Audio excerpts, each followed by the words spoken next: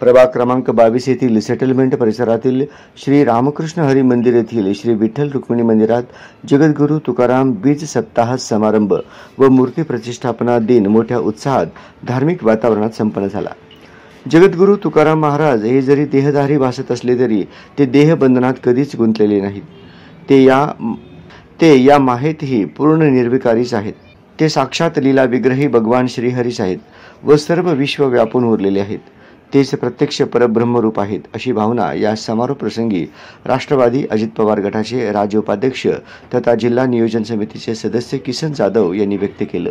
दरम्यान तुका तोची हा परब्रह्म ठेवा जगद्गुरू तुकाराम महाराजांचे मोठेपण, महती, वैराग्य, समयसूचकता हे गुण वर्णन करायला हेच शब्द अलंकार वापरावे लागतील यात संकोच नाही अशी देखील भावना यावेळी किसन जाधव यांनी व्यक्त केली।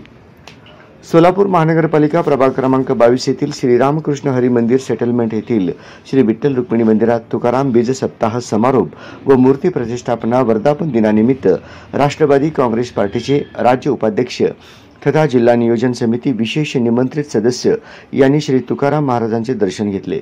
या तुकाराम बीज सप्ताह समारोप व मूर्ती प्रतिष्ठापना निमित्त विविध धार्मिक कार्यक्रमांचे आयोजन करण्यात आले होते। यामध्ये भक्तिगीत, भारूड व भजन संध्या आदी कार्यक्रमांचा समावेश होता।